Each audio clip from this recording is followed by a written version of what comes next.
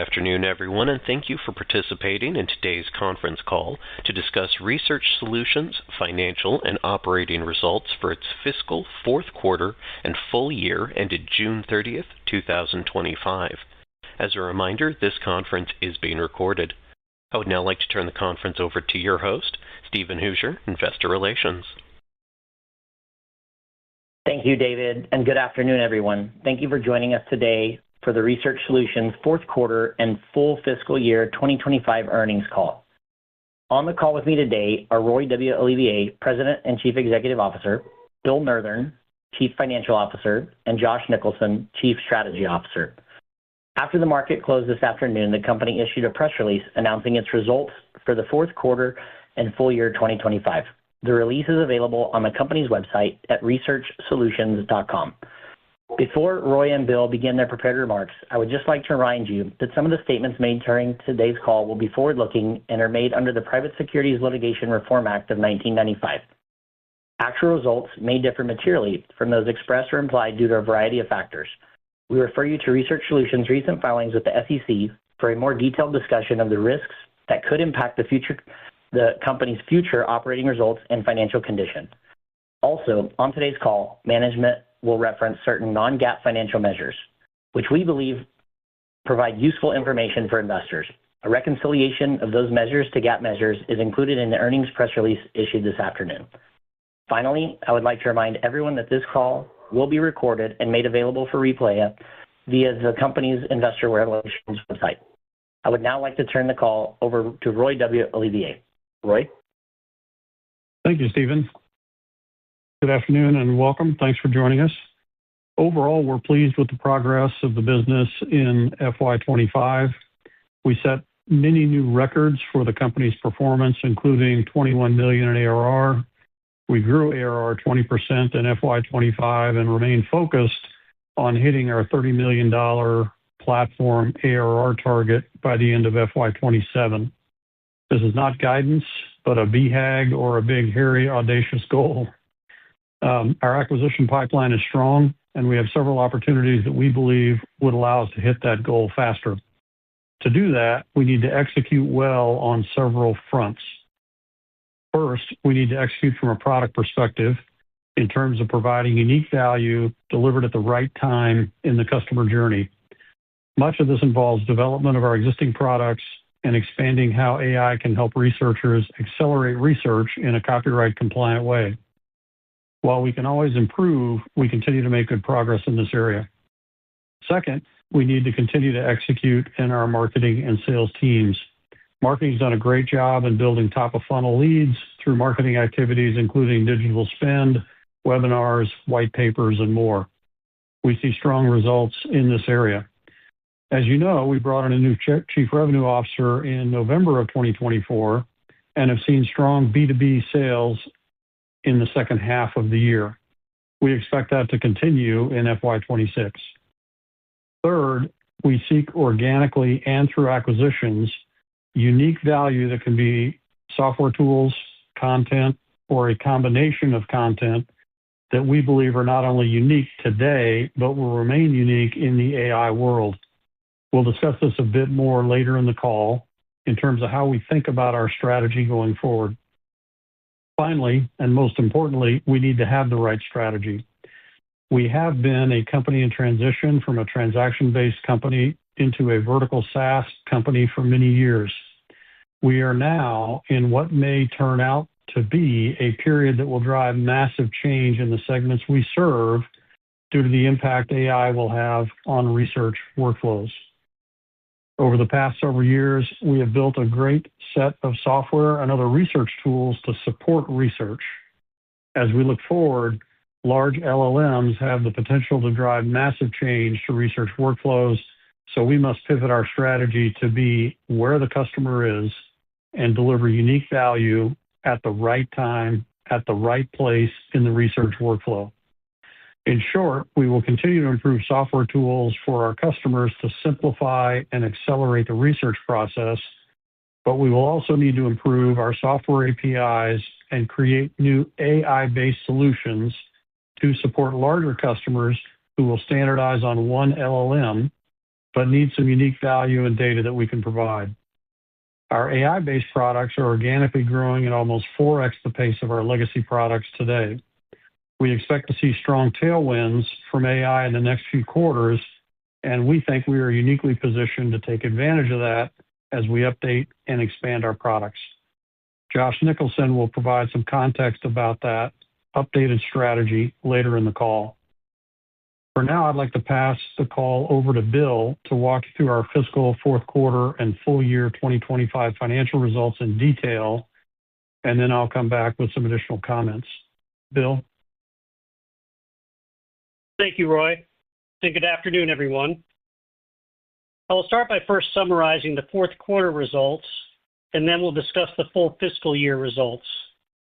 Please note, for comparisons between the fourth quarter 2025 and the fourth quarter of 2024, those comparisons are fully organic. For fiscal year 2025, the results include 12 months of contribution from the site acquisition compared to approximately 7 months in fiscal year 2024. The fourth quarter was another really strong quarter for our business and served as further validation of how our ongoing shift to SaaS revenue is translating into expanding margins, profitability, and cash flow. Total revenue for the fourth quarter of fiscal 2025 was $12.4 million, compared to $12.1 million in the fourth quarter of fiscal 2024. Our platform subscription revenue increased 21% from the prior year quarter to approximately $5.2 million. The growth was primarily driven by growth in both B2C and B2B platform revenue, including for the latter, a net increase of platform deployments and upsells and cross-sells into existing customers. As a mix of total revenue, platform revenue accounted for over 40% of the revenue in the quarter for the first time at 42%, compared to 35% in the prior year quarter.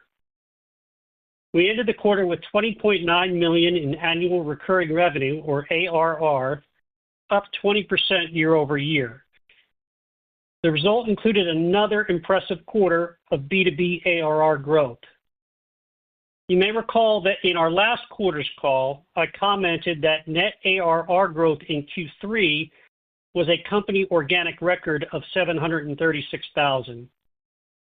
This quarter was very close to that result, as net B2B ARR growth was $724,000, which compares to $407,000 in the prior year quarter. We also added 38 net new platform deployments. For the last quarter, the growth was well balanced between new sales and upsells and occurred across both Site and Article Galaxy products. The total company ARR at quarter end breaks down as $14.2 million in B2B ARR and approximately $6.7 million in normalized ARR associated with Site's B2C subscribers. We did experience a modest sequential decline in B2C ARR, as the late spring into summer is seasonally a difficult time for that product. As a result, the net total incremental ARR growth for the quarter was approximately $567,000. Please see today's press release for how we define and use annual recurring revenue and other non-GAAP items. Transaction revenue for the fourth quarter was approximately $7.3 million, compared to $7.9 million in the prior year quarter. We started seeing some year-over-year declines in paid transaction order volumes in February of 2025, and that trend continued through our fourth quarter. Our total active customer count for the quarter was 1,338, compared to 1,398 in the same period a year ago. Gross margin for the fourth quarter was 51%, a 450 basis point improvement over the fourth quarter of 2024. This was the first time in the company's history that blended gross margin has been in excess of 50% for a quarter, and platform gross profit contributed over 70% of the total gross profit in the quarter. The platform business recorded a gross margin of 88.5% compared to 85.3% in the prior year quarter. This was an unusually high result, and I suspect it could come down some in future quarters but not materially. Gross margin in our transaction business was 24.1% compared to 25.4% in the prior year quarter. The decrease was primarily attributable to lower fixed cost coverage due to the lower revenue base. I expect transaction gross margins to look more like this quarter's result in future quarters should we continue to experience similar year-over-year declines in transaction revenue. Total operating expenses in the quarter were $5.1 million compared to $5 million in the prior year quarter, as increased sales and marketing expenses and general and administrative expenses were partially offset by lower stock compensation costs. I will comment that while sales and marketing expenses were up year over year, they were down sequentially. This is due to some seasonality we have in our accruals that typically produce a sequential reduction in sales and marketing expense between Q3 and Q4. As a result, I expect sales and marketing expense to look more like what we saw in the third quarter of 2025 as we look ahead to future quarters. Lastly, the Q4 result for general and administrative expenses did include over $100,000 in severance-related charges that were accrued at year-end. Other income for the quarter was $1.2 million and was primarily attributable to a favorable adjustment to the final earnout determination for site. Other expenses for the prior year quarter totaled $3.5 million, which included a $4.3 million charge related to an earnout adjustment in that period for site. Net income for the quarter was $2.4 million or 7 cents per diluted share compared to a net loss of $2.8 million or 9 cents per diluted share in the prior year quarter. Adjusted EBITDA for the quarter was $1.6 million, which was a 13% margin and a new company quarterly record compared to $1.4 million in the fourth quarter of last year. Now let me turn to our results for the full fiscal year 2025, which was also another record year for the company in many respects. Total revenue for fiscal 2025 was approximately $49.1 million, a 10% increase from fiscal 2024. Platform subscription revenue increased 36% to roughly $19 million. From an ARR perspective, we added over $2.1 million in net B2B ARR for the fiscal year, and total deployments ended the year at 1,171, up 150 for the year. Net B2C ARR increased just under $1.4 million for the year. Transaction revenue for fiscal 2025 was $30.1 million, a 2% decrease from the prior year. The decrease, as previously mentioned, is attributable to the declines in order volumes we experienced in the second half of the fiscal year. Gross margin for fiscal 2025 was 49.3%, a 530 basis point improvement over fiscal 2024. The result represents a 23% year-over-year increase in the company's gross profit. Total operating expenses in fiscal 2025 were $21.7 million compared to $20.4 million in the prior year. The increase is attributable to higher sales and marketing expenses, offset by lower general and administrative expense and lower stock compensation expense. We intentionally invested in sales and marketing expenses in fiscal 2025 and believe we are seeing some of that pay off with the recent quarterly performance in net B2B ARR growth. Other expense for the year was $1.2 million compared to other expense of $2.9 million in fiscal 2024. Both years reflect net expense adjustments of $1.7 million and $5.1 million, respectively, made related to the site earnout. Net income for fiscal 2025 was $1.3 million or 4 cents per diluted share compared to a net loss of $3.8 million or 13 cents per diluted share in the prior year. Adjusted EBITDA for the year was $5.3 million, a company record compared to $2.2 million in fiscal 2024. It also represents the first time in the company's history that full fiscal year's adjusted EBITDA margin crossed the 10% threshold. Before I discuss cash flow on our balance sheet, I would like to take a minute to discuss the final determination of the site earnout. The final earnout was determined to be $15.4 million. This was to be paid 50% in cash and 50% in stock over 8 quarters. However, through an offer to site shareholders, we increased the cash mix portion of the earnout payment to approximately 62%. We made this offer given the confidence we have in our cash flow and the desire to issue less shares as part of the overall transaction purchase price. We made the first payment on the earnout in August, which consisted of approximately $1.3 million in cash and approximately 265,000 shares. Future cash payments will be approximately $1.2 million each quarter, and the shares to be issued will change quarterly based on a market calculation of their value prior to the distribution of the shares. The payments will be every 3 months and will be completed in May 2027.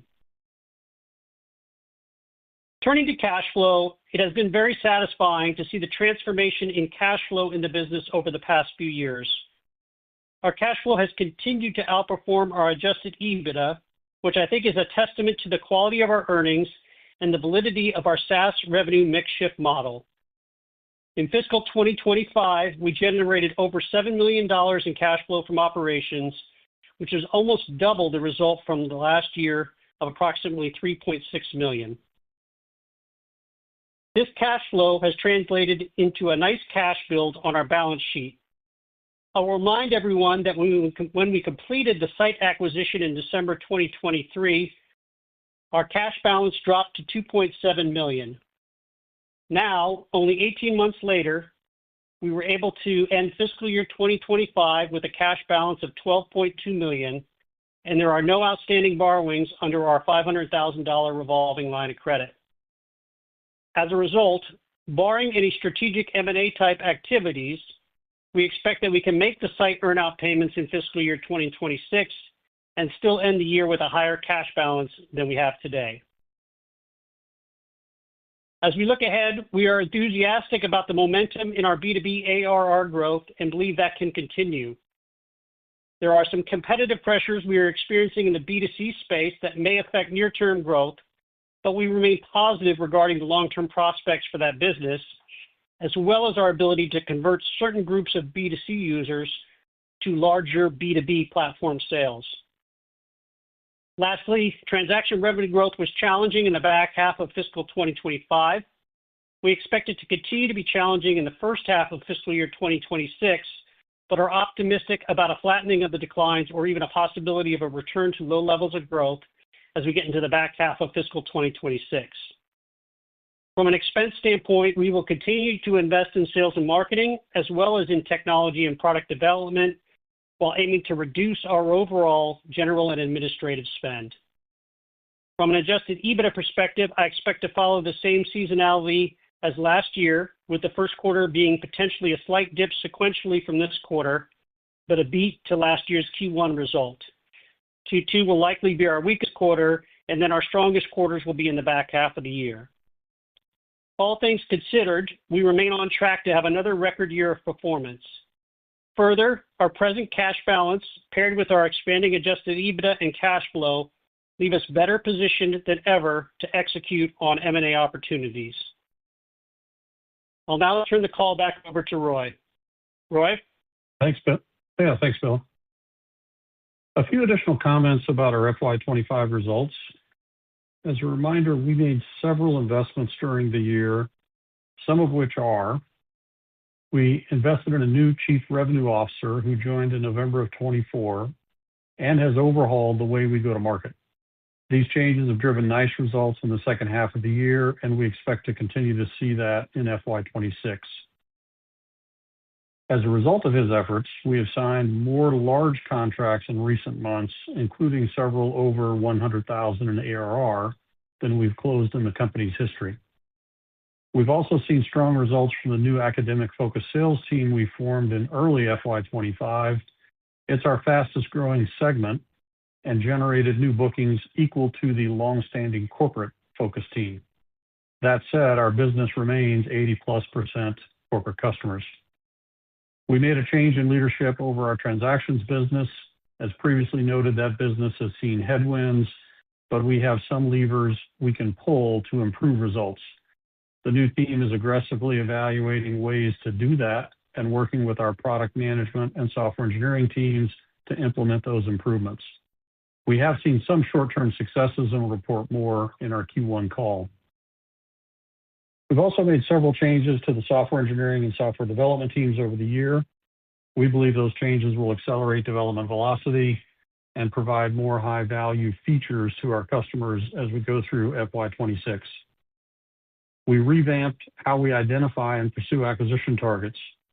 As a result of the changes we made, we have a large pipeline in place today. The targets we have are actionable, meaning valuation expectations seem realistic, and add new workflows or content that we believe will fit well into our customer base. In addition, we believe our products are a fit into their customer base. I'm confident we'll be able to move forward with one or more deals in FY26. In addition, given our strong cash generation, I believe we can finance those deals primarily through senior debt and cash. I have a strong bias towards sellers who want to stay with the company and grow the combined business and want stock to do so. However, I expect deal structures will be more weighted toward cash at close. We also invested resources and time to create a new source of revenue with the recently announced AI rights product. Every customer of ours is concerned about copyright compliance and wants to make sure they have the rights they need when they need them. The best example of that recently is AI rights. Our solution allows the customer to know what rights they have in a single click and acquire rights as needed. It allows the customer to use AI, provides new revenue source to the publishers, and adds real value to our product. It's been very well received by customers and our publishing partners, including some of our largest customers. I've got a few more comments about the future, but right now I'd like to pass it over to Josh, our Chief Strategy Officer, to walk you through some of the things we're doing to drive growth in this new AI-driven world. Josh? Thanks, Roy, and hello, everyone. Today, I'd like to highlight some of the broader shifts we're seeing across the web with the rise of LLMs and chatbots and how these changes are creating new challenges as well as opportunities for us. Increasingly, more people are performing what the Wall Street Journal calls zero-click search. That is, people are turning to AI as answer engines and getting good enough answers without having to click through to the underlying data, whether that's a news article, a Reddit thread, or in our case, a scientific article. As Roy and Bill have highlighted, this is manifesting on our side with DocDel transaction revenue slipping and publishing partners reporting declines in traditional usage-based statistics such as full text reads and downloads. Our internal surveys from users point specifically to AI being the reason people are acquiring less articles. In short, AI is shifting demand from article retrieval to structured reasoning, which means the future of research and our products must be task and data-based. Over the last few calls, I've highlighted how our AI strategy is to focus on specific researcher-based workflows with AI, differentiating ourselves from more general tools by focusing on the first and last mile of the researcher journey, something that might be too small or too complex for a generic tool to accomplish.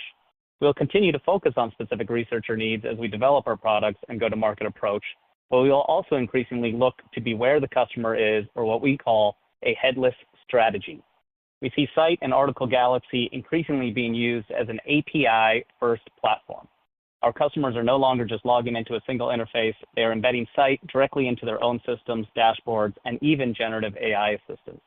This headless strategy is intentional. By decoupling our services from a fixed UI, we enable developers and institutions to pull citation graphs, evidence summaries, and rights-cleared full-text content directly into their workflows. Already, we have deployed various API-first deals across both products, some of which have been our largest contracts ever for our respective product Site and Article Galaxy. This approach allows us to go where the user is through integrations into internal built tools, third-party products, and to shift our focus from an arms race to an arms supplier. We have launched an AI TDM rights offering that allows our customers to easily and securely get AI rights for articles they have acquired. And while many publishers might negotiate these rights directly, it's important for us to display that information for our users and to make it possible to acquire the rights where necessary. Closely tied to this, we are exploring working directly with publishers to enable AI models and agents to discover content and source AI rights from a single pan-publisher resource called an MCP or Model Context Protocol. We believe such infrastructure is the future of how large language models interact with research articles, presenting a path for AI models to securely query scientific articles, retrieve citations, verify claims, and integrate trustworthy literature directly into its reasoning process. In practice, this means that whether you're a pharmaceutical company building an in-house assistant, an academic using a generic AI your company has licensed, or a publisher enabling AI-driven services, Research Solutions becomes the compliant, safe bridge between proprietary content, licensing, and reliable AI output. Taken together, these initiatives mean Research Solutions is no longer just a distributor of articles or a platform. We're positioning ourselves as the building blocks of scientific AI, the infrastructure that ensures research content is accessible, reliable, and legally cleared for the age of generative AI. I'm excited by our progress as a team, and I think we're uniquely positioned to serve the needs of publishers and researchers in an AI-native world. Thank you again, and I'll now turn it back to Roy to wrap up. Hey, thanks, Josh. I mentioned in my introductory comments the things we need to execute on in FY26 and beyond. The most important one of those things is strategy. We have spent a lot of time in FY25 thinking about all the different things we do and what we might do that is unique. A few of those things are managing the customer's library of scientific research, including what rights came with those articles, the ability to easily access rights the customer needs when they need it, the site badge, which is like a FICO score or Rotten Tomato score for an article being evaluated, and that is unique in the market today, the site search, which includes searching beyond the paywall for most of the world's content. This generates better results, is copyright compliant, and actually improves sales of articles for the publisher. Generally, the large LLMs search abstracts and have near zero behind the paywall access. Because of all of this, site generates far fewer hallucinations in its results. We also deliver articles from 2,000 plus publishers. A vast majority of those are delivered in a few seconds. And we integrate curated data from several sources to improve AI-generated output. We have the ability to do that today, given the databases we acquired as part of the Resolute acquisition. That is a big part of our headless strategy because it will offer our customers curated databases to include in Site Assistant or other AI-generated output. In short, I think we're on the right track in terms of an updated strategy that will position us well in the new AI world. We also think the operational improvements and investments mentioned above will enable us to execute that strategy both organically and through acquisitions. One final comment, I did mention in the pre-release of our earnings back in August that we were focused, or that we continue to be focused on the weighted rule of 40. In FY25, the calculation was a 34 in the rule of 40. And as we think about our FY26, we expect to make continued progress toward the 40 number. Just as a reminder, the weighted rule of 40 is your ARR growth rate as a percentage times 1.33 plus our adjusted EBITDA margin as a percentage times 0.67. So with a little more weighting on growth, we continue to lean toward investing in growth to make it to the weighted rule of 40. After all that, we remain excited about where we are, how we're positioned, and where we're going. And I'd like to turn the call back over to the operator for questions. Operator? Absolutely. At this time, if you'd like to ask a question, please press the star and 1 keys on your telephone keypad. Keep in mind you can remove yourself from the question queue at any time by pressing star and 2. We'll take our first question from Jacob Steffen with Lake Street. Please go ahead. Your line is open. Hey guys, thanks for taking the questions. Maybe just first, wondering if you could touch on the nice sequential uptick in ASP. Maybe help us kind of think through some of the drivers of this. Was it more cross-sell, upsells, or kind of larger new deal activity? Bill, you want to take that one? Yeah, sure. No, part of what we've seen with the onboarding of the new CRO and some of the sales training that we've been doing is that we are actually getting larger deals. And so I think Roy mentioned, we've got announced just recently a couple $100,000 deals in, and these are in the past few months. We've seen some of the larger deals in our company's history. I'll also say there was sort of a period where we had some churn from Resolute in the past, which was traditionally more of a larger deal, where that basically caused a decline in our ASP, and so that has kind of weaned off, and now we're in a place where we can sort of build back ASP. And I think it will be a focus as we do additional sales training, bring on some better salespeople over time, and again, continue to see some larger deals. Also, just as relates to some of the API type deals that Josh was talking about. Okay, got it. And to kind of ask one question further on Resolute, obviously you noted some churn issues kind of starting off there, but how are you using the product? How do you see the Resolute software adapting to your new strategy of being the API provider for LLMs? Well, Resolute's always had a strong API. It has not necessarily had a strong UI in their software.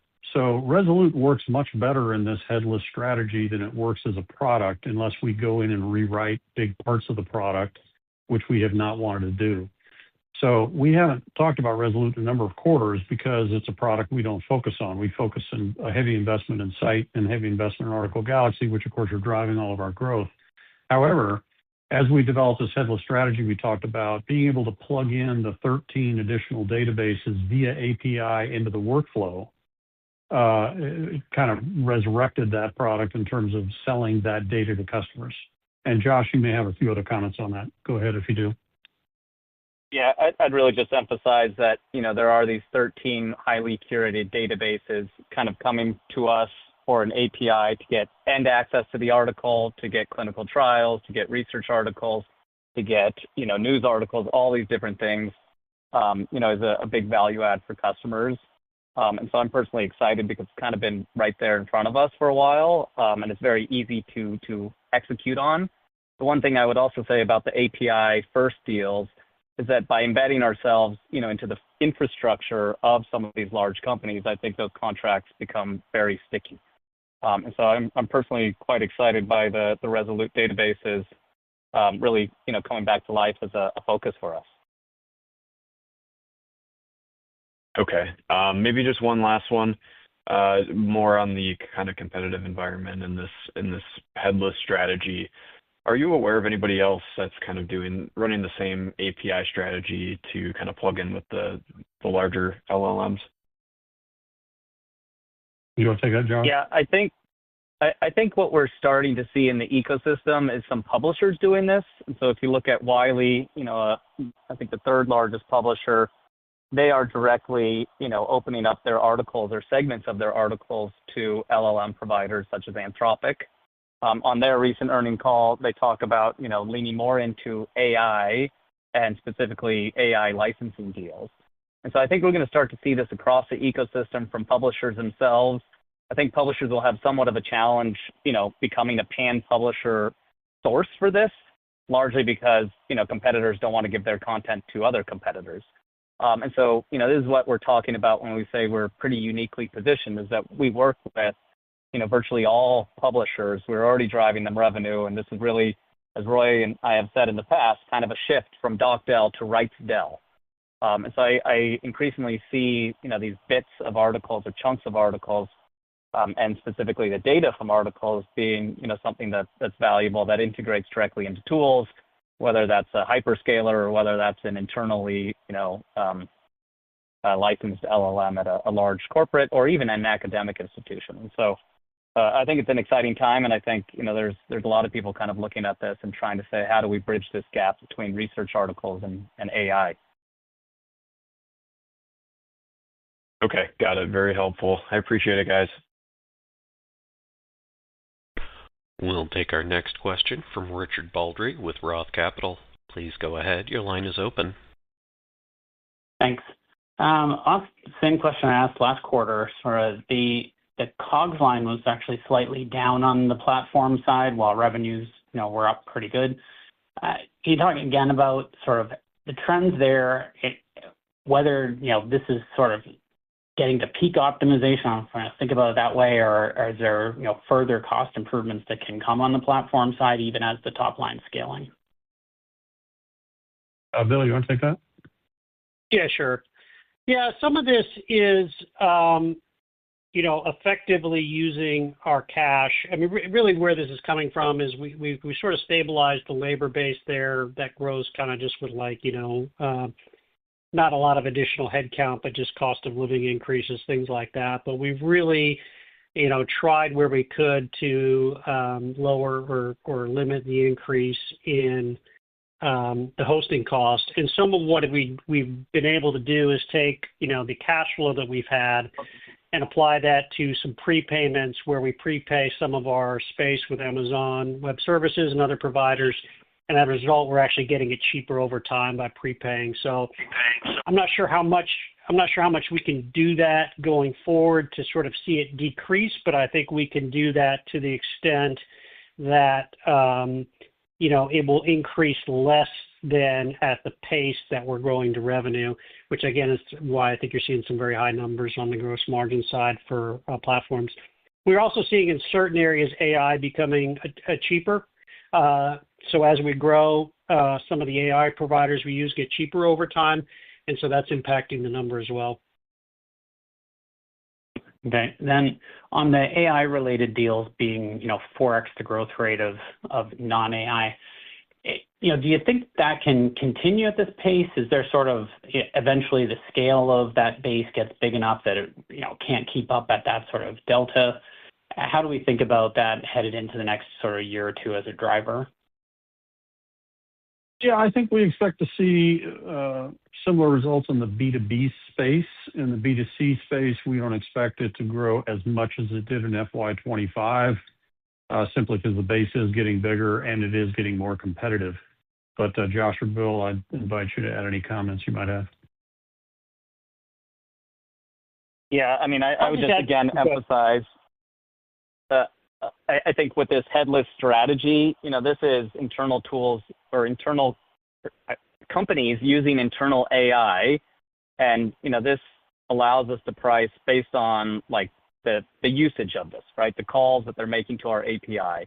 And so what we're seeing is, as these tools ramp up, it's less looking at here's a 100-person seat license versus here's a company-wide integration into a tool that they're heavily training on. And so I think that will, command larger check sizes at B2B. And, I think as we started to prove that out, those will continue to grow because we're going into, places the companies are already investing a lot of money into. That's it. Great. And last for me, could we dig a little deeper into the strength in the deals above 100K? So are you going after a different type of customer, or are you going after with a different value prop? Are they larger, deals per customer, and how are you achieving that, on sort of a similar customer base, or is it different verticals? How are you getting sort of larger deals out of, what presumably is a similar customer set? Yeah, there's a few moving parts. One is the new sales process, and the new CRO has brought in a number of new people who are not kind of pre-programmed with an expectation of what we should sell a product at. And a big part of the new sales process is spending time qualifying the customer and understanding what their pain points are, what value we can use to address those pain points, and what the economic impact to them will be if we do. And then the products are being priced accordingly. So I think part of it is, and I think it's probably a big part of it, is sales execution and the way we're selling now. Secondarily, we did wholesale change the pricing on the academic segment of the business. Not much of that is reflected in FY25. But what we did do in 25 is we experimented with different pricing points. In other words, when we acquired Scite, they had a fairly set pricing model for libraries. We sold at that price point. We sold at price points way above that price point, and we kind of played around with pricing in FY25 until we figured out a new model that we recently implemented. So some of it is just our standard pricing has changed. And I guess that would be the two main drivers that I can think of. Bill, is there any more that you can comment on? Not too much. I do think it's a sales execution thing. And really, before we, frame a proposal to a customer, really trying to understand their pain points and how much value the product is going to deliver for them, and then pricing that value accordingly. Got it. Thanks. Congrats on a good year. Thank you. And as a reminder, if you'd like to ask a question, please press the star and 1 keys on your telephone keypad. We'll take our next question from Derek Greenberg with Maxim Group. Please go ahead. Your line is open. Hi, thanks for taking my questions. The first question I have is just on a recent partnership you guys announced with LibKey and the integration there. I was wondering if you could just talk a little bit more about this partnership and the opportunity there. Yeah, I'll jump in, and Josh, you can add some comments. But basically, in the academic segment, LibKey is a big player in the library, providing a product that's called a link resolver. And a link resolver, what it basically does is when you do a search and you get an answer to your search in terms of a scientific article, it kind of resolves where you go to get to the link to obtain that article. And they've been doing that for a number of years, private company, successful. And we also work with, frankly, 3 other link resolver companies that we worked with for a number of years. And so putting together the Third Iron deal, Third Iron is the company that owns and created the LibKey product. We've run a number of webinars in conjunction with them, which introduce us into their libraries. And keep in mind, academics new to us, I don't think we have more than 200 academic customers. There are, 10,000 plus libraries out there that we can sell into. So we view partnering with Third Iron around LibKey as an opportunity to expand our academic business, as well as kind of revisiting the partnerships we have with some other providers that provide a product like LibKey to expand into their academic library business. Josh, anything you want to add? I don't have too much to add except to say that, we look at a variety of different services that, Roy mentioned to get our users access, whether that's subscription-based access that they have from their university or whether they're an individual at a university, access to the content, as quickly as possible. And so there's really kind of like a hierarchy of, needs and looking at how can we make sure we're facilitating access for the end user in the most robust and kind of efficient way possible. And I think, leveraging our partnership with LibKey is one piece of that. Okay, got it. Turning to the cross-sell between Scite and Article Galaxy, I was wondering if you had any statistics you were willing to provide in terms of what % of Article Galaxy customers are also customers of Scite. I recall previously you said this was single digits and you were looking to get to double digits. I was just wondering how things are progressing on that side. Yeah, we have not disclosed that number. I can tell you that, and Bill, correct me if I'm wrong, a vast majority of the Scite sales in FY25 are to what we call a new customer. In other words, we're not doing business with them on the Article Galaxy side. We do some cross-sells, and a lot of times those cross-sells are pretty big from an ARR perspective. But I think if you look at it from a logo perspective, vast majority of the logos are new customers.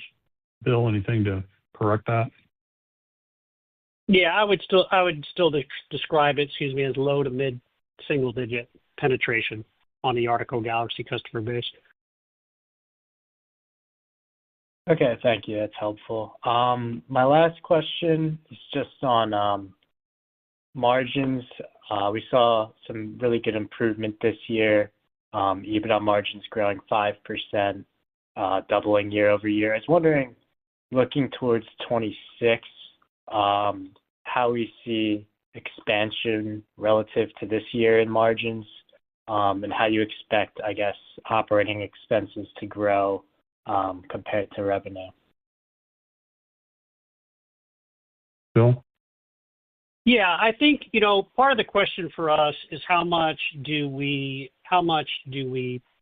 invest back into sales and marketing and tech and product development? As I said, we're trying to basically try to keep investing in those two top lines on our expense base, sales and marketing, tech product development, while cutting G&A, things like stock comp where we can.